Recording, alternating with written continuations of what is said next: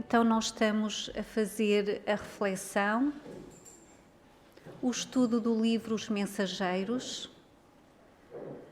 É uma psicografia de Francisco Cândido Xavier através do espírito André Luís, um dos mentores de Chico Xavier. Estivemos na hora anterior a refletir sobre a oração de Ismália. E nós, por vezes, não temos noção de quanto a oração é eficaz. Quando ela é feita de verdade, de coração sincero, ela, de facto, tem uma grande eficácia. E André Luís vem nos mostrar como é que eles atuam através dos seus trabalhos, espíritos amorosos, espíritos de luz que vêm ao auxílio de encarnados, mas também de desencarnados. E então vamos ver, nesta hora, a continuação deste estudo e o capítulo 25, Efeitos da Oração. As luzes da prece inundaram o vasto recinto. Palpitava em tudo, agora, uma claridade serena, doce e radiante, muito diversa da luminosidade artificial. Os flocos radiosos que partiam de nós multiplicavam-se no ar, como se obedecessem a misterioso processo de segmentação, e caíam sempre sobre os corpos inanimados e enrijecidos, dando a impressão de lhes penetrarem as células mais íntimas. Eu estava boquiaberto, diz-nos André Luís. Não me fora permitido contemplar fenómenos dessa natureza em nosso lar. Aliás, concluía, ainda não receber auxílio magnético às percepções, senão poucas horas antes da viagem. A claridade crescia e estendia-se em espetáculo prodigioso. Vejam o momento da prece, como aquela vibração e aquela prece profunda de Ismália modificou todo o ambiente daquela zona onde eles estavam, em que se encontravam espíritos completamente adormecidos. Aliás, André Luís até os classifica como múmias. Tudo era uma claridade, luzes que, de facto, vinham do alto e também as luzes que saíam dos seus próprios corpos. Agora, porém, abandonáramos a atitude de recolhimento destinada à concentração de nossas próprias forças e emissão de energias vibratórias. Nossos corpos, todavia, continuavam envolvidos em vasto círculo irradiante. Prosseguindo, porém, o grande silêncio, notei que a luz da oração se fazia mais clara, mais penetrante. Comecei a ver, como no caso de Ana, que todos aqueles esqueletos misérrimos apresentavam núcleos de sombra, além das máscaras mortuárias, núcleos que se mostravam dentro de formas variadíssimas. As bolhas luminosas caíam incessantemente, mas agora como se fossem dirigidas por uma vontade inteligente. Concentravam-se quase todas sobre as frontes imóveis. Então pude observar o inaudito, inconcebível para mim. As múmias, porque não posso dar outro nome aos irmãos que dormem, começaram a dar sinais de vida. Alguns daqueles infelizes deixavam escapar gemidos angustiosos. Outros falavam em voz alta, dando conta dos pesadelos que os atormentavam. como sonâmbulos prestes a despertar. Muitos moviam os pés e as mãos, como a se esforçarem por fugir ao sono doloroso.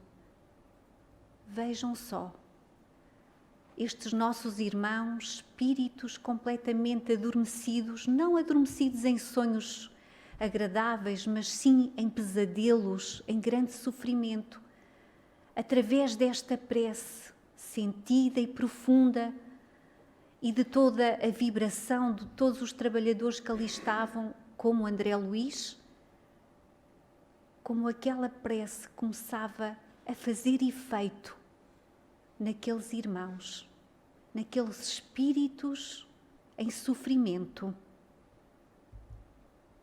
Eminentemente surpreendido, reparei que 2 se levantaram, distante de nós. Recordei que ambos faziam parte daqueles que haviam recebido toda a espécie de assistência, inclusive o sopro curativo. Olharam-nos de longe, como loucos que acordassem de súbito, e dispararam a correr espavoridos, não obstante a impressão de cadáveres ambulantes que nos causavam. Vejam como tudo é lento. Estes irmãos acordaram, despertaram e ficaram completamente alucinados com o que viram e não conseguiram compreender e desataram a fugir. Isto tudo no mundo espiritual. Imaginem nós aqui, não é? Que não temos ainda também a plena consciência, às vezes, daquilo que nos dizem ou das orientações que recebemos. Nós próprios também vamos fugindo de outra forma, mas vamos fugindo de nós próprios, de Deus. André Luís diz: admirado, verifiquei que ninguém esboçou a menor disposição de segui-los. Ou seja, aqueles 2 irmãos despertaram e fugiram, mas ninguém os seguiu, nenhum trabalhador, nenhum espírito trabalhador os seguiram. E quando me propunha instintivamente a fazê-lo, Alfredo deteve-me exclamando: não se preocupe, eles seriam amargamente surpreendidos se fossem notificados agora de sua permanência longa entre verdadeiras múmias. Acreditam sonhar e é melhor assim. Não poderão fugir às nossas fortificações e voltarão a pedir socorro noutras dependências, a que serão recolhidos para adequado tratamento. Vejam como o mundo espiritual está tão bem organizado. É como se existissem vários departamentos, mediante a consciência de cada espírito, de cada entendimento. Então, neste momento, não valeria a pena eles correrem atrás destes 2 irmãos e tentar-lhes explicar alguma coisa, porque eles não conseguiam compreender. Mas todos nós vamos evoluir, é uma lei, é a lei do progresso. Então estes 2 irmãos também eles vão tomar consciência de que já não se encontram no mundo encarnado, que já são 2 espíritos e que estão ali para também evoluir, melhorar e que podem receber o auxílio. Eles próprios, a seu tempo, vão conseguir tomar essa consciência e vão encontrar outros trabalhadores, outros locais, outras colónias, em que eles aí vão realmente ser ajudados. Continuamos silenciosos mais alguns minutos e notei que as luzes se foram apagando gradativamente, ao passo que os cadáveres retomavam a imobilidade anterior. Vejam, inicialmente com a prece, com aquela irradiação de luz, eles já se manifestavam, mas depois voltaram ao mesmo ao mesmo nível. Deixaram-se de mexer, a não ser estes 2 irmãos. Ismália declarou terminadas as nossas atividades da oração e o administrador, após o sinal luminoso que notificava aos operários o término das obrigações, adiantou-se para nós exclamando: gratíssimo pelo concurso fraternal. Realizamos belo serviço intercessório. Desde alguns dias ninguém se levantava. Vejam bem, foram só 2 irmãos, 2 espíritos que despertaram e eles consideraram que estes 2 irmãos já tinha sido realmente uma grande vitória. Aniceto, percebendo-nos a perplexidade, falou a Vicente e a mim de maneira significativa. Conforme viram, o trabalho da prece é mais importante do que se pode imaginar no círculo dos encarnados. Não há prece sem resposta. E a oração, filha do amor, não é apenas súplica, é comunhão entre o Criador e a criatura, constituindo assim o mais poderoso influxo magnético que conhecemos. Vejam, a prece não é só uma forma de pedir e de suplicar. A prece é conectarmos-nos, sintonizarmos-nos com o nosso Pai do Céu. E isto é comunhão. E às vezes a dor vem até nós exatamente para nós nos sintonizarmos com o nosso Pai. Acresce notar, porém, já que comentamos o assunto, que a rogativa maléfica conta igualmente com enorme potencial de influenciação. Quer dizer que a prece para o bem é eficaz, mas que também os pedidos negativos ou as intenções maléficas também influenciam. Toda vez que o espírito se coloca nessa atitude mental, estabelece um laço de correspondência entre ele e o além. Quer dizer que, se nós vibrarmos e conectarmos com o mundo espiritual, do amor, do bem, pedindo ajuda para nós, para todos, estamos sintonizados com a espiritualidade maior, com o bem, com o amor, com a paz. E vamos receber a resposta. Mas se porventura nós maldissermos e desejarmos o mal a algum irmão ou a alguém, estamos a sintonizarmos com os espíritos inferiores, que também vibram nessa sintonia. E isso significa que nós vamos ficar presos aí. Vamos entrar na mesma onda. E isso vai nos prejudicar a nós próprios, acima de tudo. Se a oração traduz atividade no bem divino, venha de onde vier, encaminhar-se-á para o além, em sentido vertical, buscando as bênçãos da vida superior, cumprindo-nos advertir que os maus respondem aos maus nos planos inferiores, entrelaçando-se mentalmente uns com os outros. Entrelaçando-se.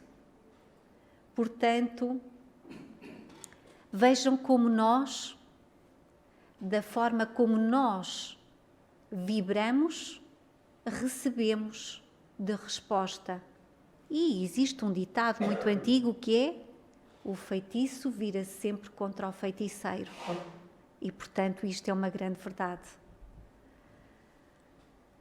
É razoável, porém, destacar que toda a prece impessoal quer dizer toda a prece que não é feita com sentido para nós próprios, mas sim universal, dirigida às forças supremas do bem, delas recebe resposta imediata em nome de Deus.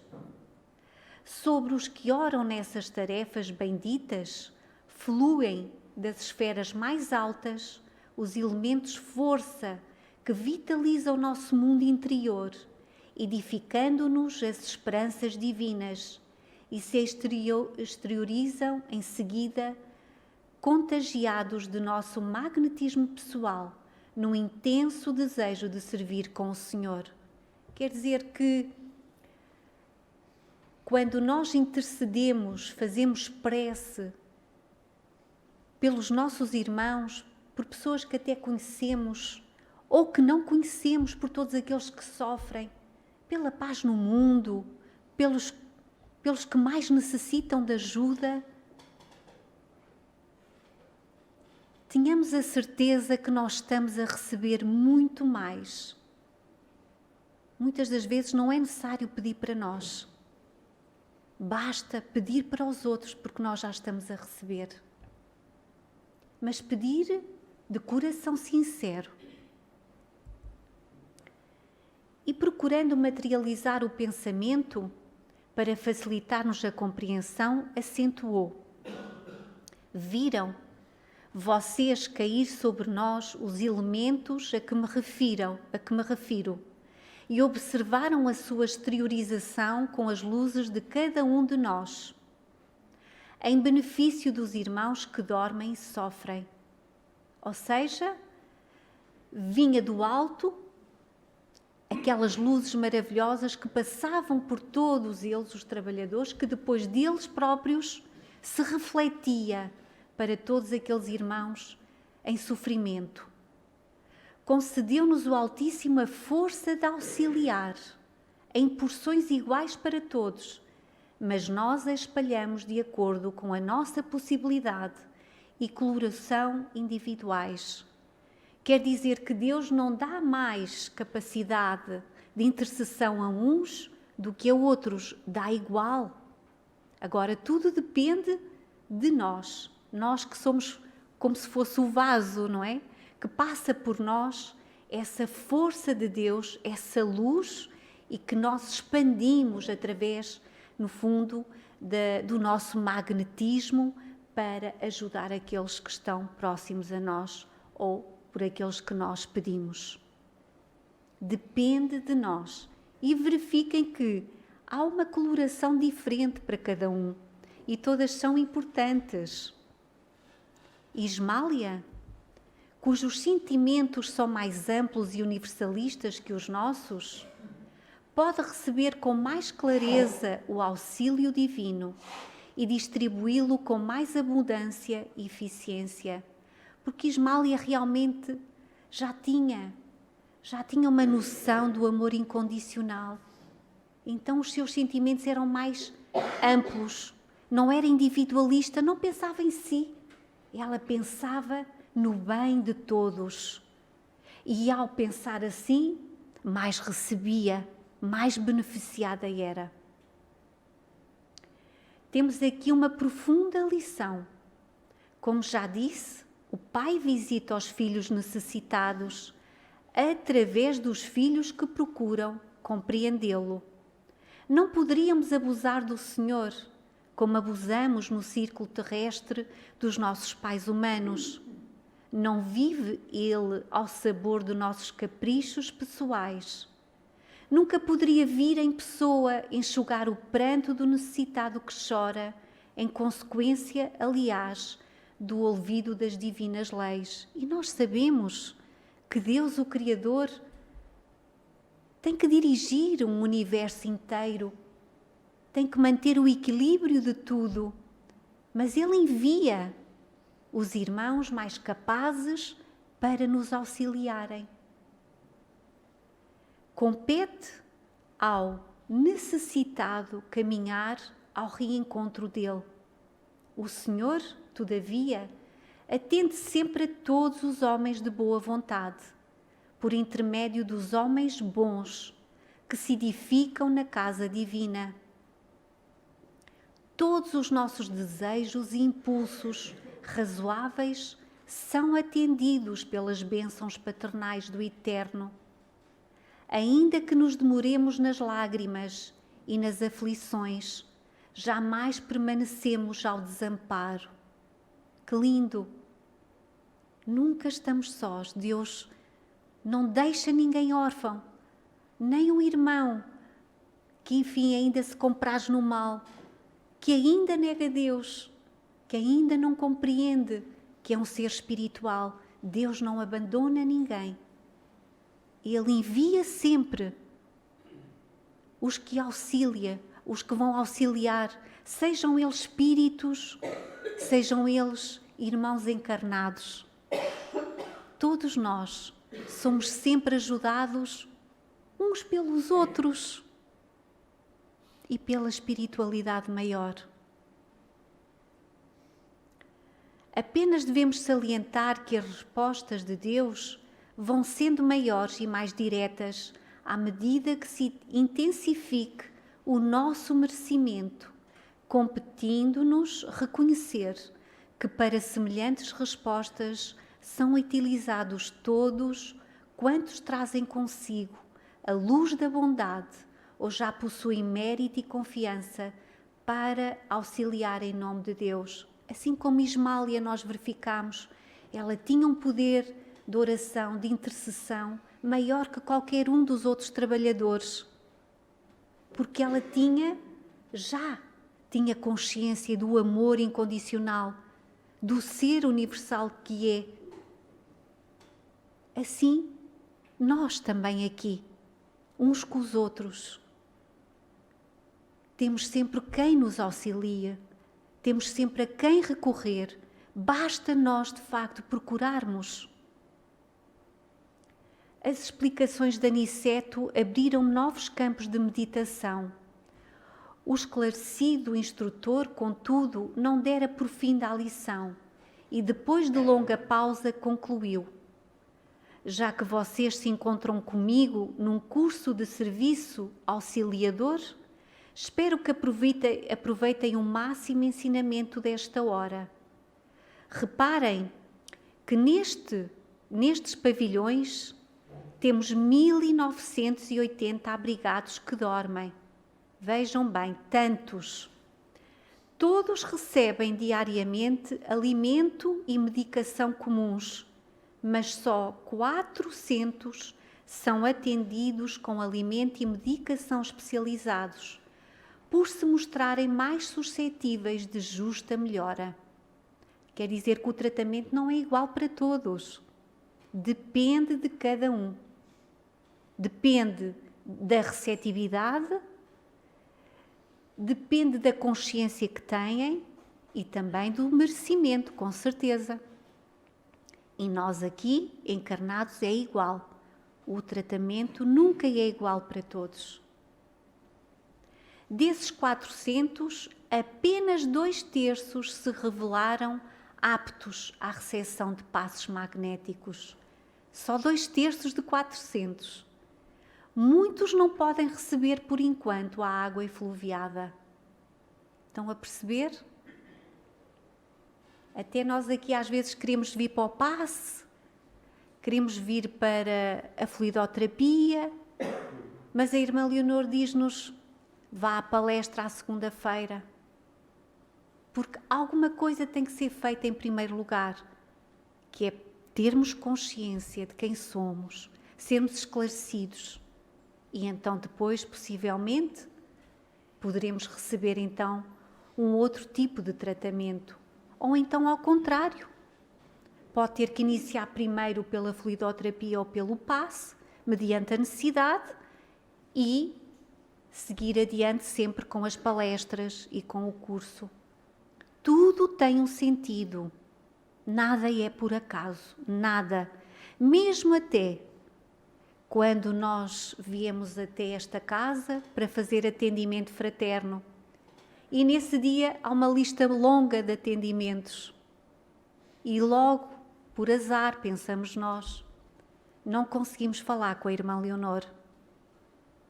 Nada disto é por acaso, meus queridos.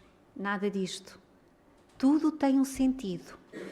vir ao centro já é um passo muito bom, muito importante, porque aqui se encontram os espíritos superiores que nos ajudam, que nos tratam, e possivelmente naquela hora ir ao atendimento nós não iríamos entender o que iríamos ouvir, mas se calhar na próxima vez que viermos já vamos conseguir entender, porque enquanto esperamos no atendimento, vamos também estando a ser tratados aqui e estamos a ouvir, a aprender.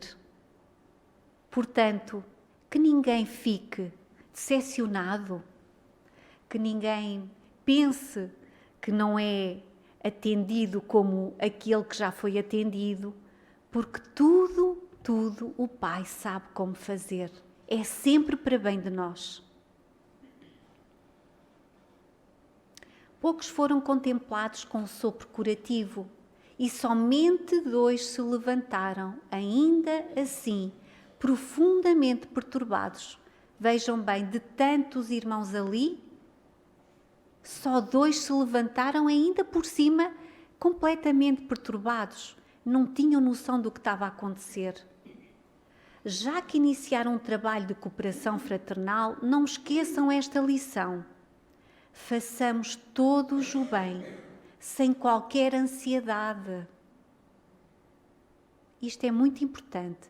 Façamos todos o bem, sem qualquer ansiedade. Semeemo-lo sempre. Qualquer um de nós que aqui está, somos semeadores do amor e da paz. Não são só os trabalhadores, não é só a irmã Leonor, somos todos, se é que somos cristãos.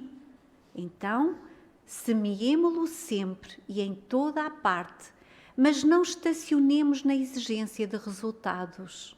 Ou seja, não vamos querer ver resultados rápidos ou como nós gostaríamos. O lavrador pode espalhar as sementes à vontade e onde quer que esteja, mas precisa reconhecer que a germinação, o crescimento e o resultado pertencem a Deus. E isto é, de facto, muito importante ter noção. Mesmo quando nós até em casa vamos de alguma forma já dizendo aos nossos queridos familiares, aqueles que estão mais próximos, vamos já dizendo, falando da doutrina espírita, da espiritualidade, vamos falando de Deus, até no nosso trabalho, e vamos tentando de alguma forma, trazendo algum esclarecimento. Não pensemos que isso é em vão, mesmo quando eles não acreditam, não querem saber e porventura muitas das vezes até acham que nós não estamos bem da cabeça. Isso aconteceu comigo e eu continuei sempre com esperança que um dia também os meus familiares iriam entender aquilo que eu dizia e aquilo que eu sentia. E pouco a pouco, mantendo sempre a prece, mantendo sempre a confiança em Deus, semeando e exemplificando, isso aconteceu. O meu filho veio também ao centro, a minha mãe, enfim. Há coisas maravilhosas que acontecem na nossa vida, mas não é de um dia para o outro. É tudo no tempo de Deus. Por isso, não percamos a confiança, façamos o nosso melhor e aguardemos em Deus, porque Deus saberá como fazer.